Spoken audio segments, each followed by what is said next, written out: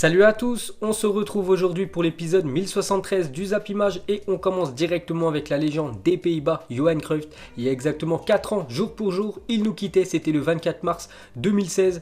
Donc j'en suis sûr, vous avez tous déjà entendu parler une fois de ce joueur qui est une légende du football, l'un des meilleurs joueurs de l'histoire. Donc déjà regardez son parcours professionnel, donc il a beaucoup joué avec l'équipe de l'Ajax Amsterdam. C'est là où il a fait ses débuts, c'est là où il a marqué le plus de buts, 253 buts en 319 matchs avec cette équipe de l'Ajax. Il a aussi joué du côté du FC Barcelone, il a même tenté l'aventure en MLS dans le championnat américain. Donc dès que sa carrière de footballeur était finie, il s'est lancé en tant qu'entraîneur, aussi un très grand entraîneur, Johan Cruyff. Donc il a entraîné cette équipe de l'Ajax et aussi l'équipe du FC Barcelone pendant 8 ans. Il a entraîné cette équipe du Barça de 1988 à 1996. Donc c'est un joueur quand même qui a tout gagné dans sa carrière, que ce soit le Ballon d'Or. Il a quand même gagné 3 fois le Ballon d'Or, Johan Cruyff.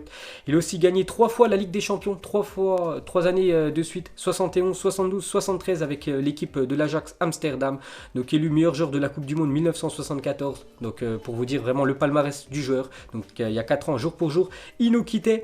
Donc je vous laisse découvrir une magnifique photo de l'hommage de Johan Cruyff il y a quelques années. Et même du côté du FC Barcelone, les gars, où ça a été une légende là-bas en tant que joueur et en tant qu'entraîneur. Donc le stade de l'équipe B, les gars, s'appelle Estadio Johan Cruyff. Donc voilà, on peut voir vraiment que c'est une légende, ce joueur hollandais. Et pour finir avec lui, donc il avait fait une déclaration il y a quelques années. Il a dit: le football est un jeu d'erreurs, celui qui fait le moins d'erreurs gagne. Donc voilà, et les dernières infos sur Johan Cruyff qui nous a quittés il y a 4 ans. Ensuite, il y a 6 ans, jour pour jour, Lionel Messi inscrivait un triplé face au Real Madrid, faisant de lui le meilleur buteur de l'histoire des Classicos. C'était le 24 mars 2014. Real contre l'équipe du Barça, 29e journée de Liga. Et le Barça était venu s'imposer 4-3 du côté du Real Madrid, dont un triplé de Lionel Messi. Et grâce à ce triplé, il est devenu le meilleur buteur de l'histoire des Classicos. Et actuellement, c'est toujours lui. Ensuite, les gars, on continue avec un autre joueur du FC Barcelone. C'est Marc-André Ter Stegen a refusé la dernière offre de prolongation de contrat du FC Barcelone qui était assortie d'un salaire de 6,5 millions d'euros par an, parce que l'équipe du Barça veut prolonger le gardien allemand qui est très bon, Ter Stegen. Donc il a refusé, donc il espère certainement plus d'argent. Donc les négociations se poursuivent entre Ter Stegen et l'équipe du Barça. Et pour finir avec lui, on peut voir qu'il y a une autre équipe qui est intéressée, c'est le Bayern Munich en Allemagne, a sondé l'entourage de Marc-André Ter Stegen concernant une possible venue pour remplacer Manuel Neuer dans les buts bavarois. Donc c'est peut-être pour ça qu'il n'a pas prolongé avec l'équipe du FC Barcelone. Peut-être qu'il veut venir du côté du Bayern pour remplacer Manuel Neuer. Ensuite, pour continuer avec l'équipe allemande, donc les dirigeants du Bayern Munich laisseront partir David Alaba s'ils le souhaitent, mais uniquement en cas d'offre de 70-80 millions d'euros. Donc on avait parlé il y a quelques jours, David Alaba avait fait une déclaration qui pourrait pourquoi pas quitter cette équipe du Bayern en fin de saison. Il a dit qu'il pourrait aller voir ailleurs. Donc avec Alphonso Davids et Lucas Hernandez, les dirigeants bavarois savent que le poste de latéral ne sera pas affaibli. Donc Lucas Hernandez, très bon défenseur, on le connaît tous. Il joue en plus avec l'équipe de France, et Alphonso Davids, jeune joueur canadien qui joue pourtant ailier, mais le dernier match que j'avais vu de sa part, c'était en Ligue des Champions contre l'équipe de Chelsea. Il avait joué défenseur gauche, il est très bon, surtout très rapide, Alphonso Davids. Donc ils savent que si David Alaba, le défenseur gauche actuel, part, ils pourront le remplacer par ces deux-là. Donc après, quel club va mettre 70-80 millions d'euros pour s'attacher les services du joueur autrichien? Ça, je ne sais pas. Donc affaire à suivre. Et pour finir avec le Bayern, donc ils veulent signer définitivement Perisic cet été, mais va discuter avec l'Inter pour baisser le montant du transfert, l'option d'achat s'élevant actuellement à 20 millions d'euros. Donc lui, actuellement, il est prêté par l'équipe de l'Inter à l'équipe du Bayern. Donc il y a une option d'achat à 20 millions d'euros, mais le Bayern aimerait l'acheter définitivement, mais il ne voudrait pas mettre cette somme de 20 millions d'euros. Donc ça pourrait se faire très prochainement, mais ils vont devoir descendre l'offre, l'équipe de l'Inter. Ensuite, pour continuer avec l'équipe italienne, donc le Barça veut signer Lautaro Martinez, c'est vraiment l'objectif numéro 1 du club, peut-être avec Neymar pour le futur mercato. Donc l'Inter aurait rejeté une première offre de 70 millions d'euros, plus Vidal, plus Semedo, et demande le paiement de sa clause libératoire. Donc pour rappel, sa clause libératoire est aux alentours des 111 millions d'euros. Donc si le Barça veut s'attacher les services de l'attaquant argentin, 111 millions d'euros ils vont devoir débourser. Donc bien sûr ils ne pourront pas acheter Martinez plus Neymar. Et pour finir avec le FC Barcelone, donc il serait très intéressé par le défenseur gauche de Porto, Alex Telles. Le Brésilien dispose d'une clause libératoire de 40 millions d'euros. Donc on parle niveau attaque avec Martinez et même Neymar, mais en défense aussi ils veulent recruter l'équipe du Barça et certainement remplacer Jordi Alba sur le le côté gauche. Jordi Alba, il est plus en fin de carrière quand même. Il est moins performant qu'il y a quelques années, donc il pensera à Alex Telles, défenseur gauche de l'équipe de Porto. Ensuite, une déclaration de John Terry, ancien très grand défenseur de l'équipe de Chelsea. Il parle de Jadon Sancho, un autre joueur anglais, mais lui qui appartient à l'équipe de Dortmund. Je pense que Sancho est l'un des meilleurs jeunes joueurs du monde en ce moment, donc il serait une réelle plus-value pour l'équipe de Chelsea. Mais le problème, c'est qu'il coûte très cher, Jadon Sancho, parce que si Chelsea veut l'acheter, donc Sancho actuellement, donc d'après CIES, donc c'est le joueur qui est né après les années 2000 qui coûte le plus cher d'après ce classement. Donc Sancho en première position, il coûte aux alentours des 198 millions d'euros. L'attaquant du Borussia Dortmund, n'oubliez pas que Dortmund l'avait acheté en 2017, 7 millions d'euros, donc il pourrait le revendre quasiment 200 millions d'euros, c'est son prix actuellement. Donc deuxième 2000, le plus cher c'est Erling Haaland qui vaut aux alentours des 101 millions d'euros. Troisième position, Rodrigo. On peut voir un Français, Kamavinga, la 7e position, le milieu rennais.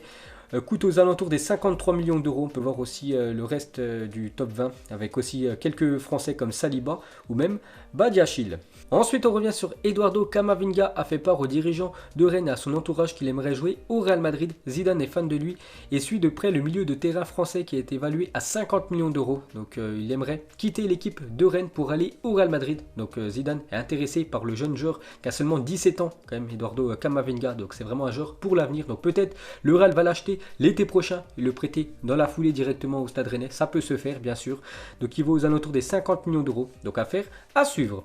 Ensuite, aujourd'hui, le magazine France Football a dévoilé les salaires, donc salaires d'entraîneurs et salaires de footballeurs. Donc on commence déjà avec les entraîneurs, donc les entraîneurs les mieux payés. Donc on compte salaire plus revenus publicitaires plus primes. Donc l'entraîneur le mieux payé de la planète, c'est Diego Simón, l'entraîneur de l'Atlético Madrid. Chaque an, il touche plus de 40 millions d'euros, c'est énorme. Deuxième, Antonio Conte, l'entraîneur de l'Inter, 30 millions d'euros. En troisième position, Guardiola, 27 millions d'euros. On peut voir que Zidane est très bien classé. Ex aequo avec José Mourinho, l'entraîneur de Tottenham, 23 millions d'euros pour les deux. On peut voir Jardim touche plus que Thomas Tuchel, l'entraîneur du Paris Saint-Germain, donc l'entraîneur de Monaco, 10 millions d'euros par an. Thomas Tuchel, 8 millions. Et Genesio, vous vous souvenez, l'ancien entraîneur de Lyon, touche lui en Chine plus de 8 millions d'euros par an. Ensuite, cette fois-ci, on va parler salaire de footballeurs. Et là, vraiment, les chiffres s'envolent. Donc, aux deux premières positions, sans surprise, c'est les deux monstres du football. Donc, Messi et Ronaldo sont encore et toujours à la lutte. Donc, le top 10 des joueurs les mieux payés de la planète. Donc, déjà, le top 3, les gars, des joueurs les mieux payés au monde. Donc, salaire annuel en prenant en compte les revenus en club, sponsoring et publicité. Donc, le joueur le mieux payé de la planète, les gars, c'est Lionel Messi. Chaque an, il touche 131 millions d'euros. C'est énorme. Deuxième position, Cristiano Ronaldo, 118 millions d'euros. En troisième position, Neymar. Donc Messi, bien sûr, il y a son salaire du côté du FC Barcelone. Je crois que c'est aux alentours des 50 millions d'euros à l'année. Mais aussi avec Adidas, tout ça. Donc Ronaldo, c'est avec Nike qui gagne beaucoup d'argent et avec son salaire.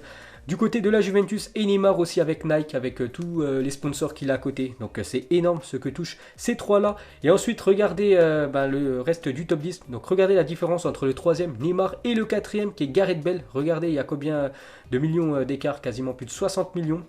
Donc c'est Gareth Bale à la 4e position, 38 millions d'euros. Il touche quand même 17 millions d'euros avec l'équipe du Real Madrid en salaire. Pourtant, il joue quasiment jamais. Gareth Bale, c'est ça qui est incroyable.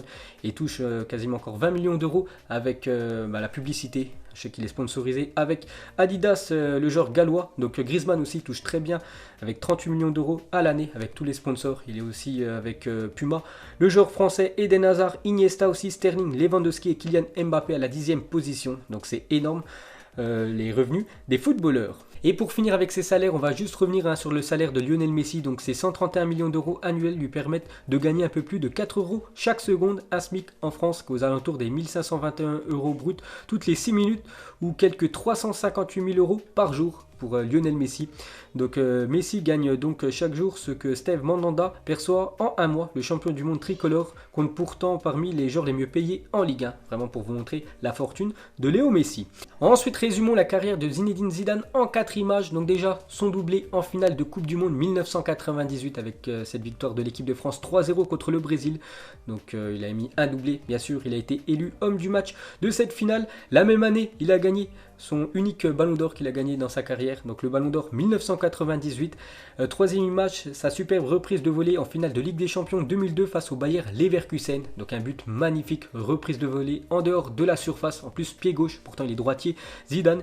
Et le quatrième point, donc une finale de Coupe du Monde 2006 qu'il a failli remporter, donc entre génie et coup de sang. Donc génie avec une Panenka en finale quand même de Coupe du Monde contre Buffon, l'un des meilleurs gardiens de l'histoire du football, et après un coup de sang bien sûr, le coup de boule sur Materazzi. Ensuite, quelques citations mythiques de Zlatan Ibrahimovic. Vous savez qu'il a un ego surdimensionné, l'attaquant suédois.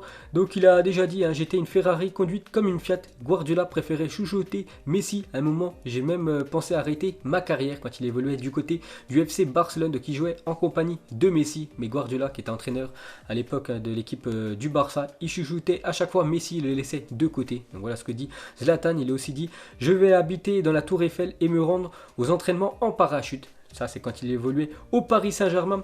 Ensuite, quelques citations mythiques de Cristiano Ronaldo. J'aime que les gens me sifflent, j'aime voir la haine dans leurs yeux. Donc ça, c'est surtout quand il joue à l'extérieur. Donc voilà ce que dit Cristiano Ronaldo. Et il a aussi dit, Iniesta, Xavi et Messi jouent très bien en ce moment. Mais si j'avais le pouvoir de recruter n'importe quel joueur de Barcelone, je ne prendrais personne. Donc on a un petit pic qui a envoyé CR7 à l'équipe du Barça il y a quelques années. Ensuite, dire que ces attaquants ont tous joué à Monaco. Et c'est des sacrés attaquants comme Falcao, Berbatov, Morientes ou même Saviola, un ancien joueur du Barça qui avait signé quelques années plus tard avec l'équipe de Monaco. Donc tous ces grands numéros 9 ont joué avec cette équipe de l'ASM. Ensuite, seuls les plus anciens peuvent reconnaître la puissance de cette Dream Team argentine. C'était l'équipe de l'Argentine en 1998, donc la Coupe du Monde en France. Donc ils avaient été éliminés en quart de finale contre les Pays-Bas 2-1. C'était au stade de Vélodrome. Mais regardez quand même la puissance de cette équipe pour les plus anciens. Vous savez que c'est des grands noms de footballeurs comme Batistuta tout à gauche, Diego Simon maintenant entraîneur de l'Atlético, Vérone et même Crespo tout à droite. Donc ils avaient une sacrée team, l'équipe d'Argentine, il y a quelques années. Ensuite, cette fois-ci, une déclaration mythique de Claude Makélélé à Ronaldinho. C'était il y a quelques années, avant un match de Ligue des Champions entre l'équipe du Barça et l'équipe de Chelsea. Donc petit, je préfère que tu viennes, que tu me dribbles dans de bonnes conditions. Mais tous tes trucs de PlayStation, là, moi, je vais t'envoyer à l'hôpital. Donc voilà ce qu'avait dit Claude Makélélé à Ronaldinho. Donc il préfère se faire dribbler dans de bonnes conditions. Donc voilà, un crochet.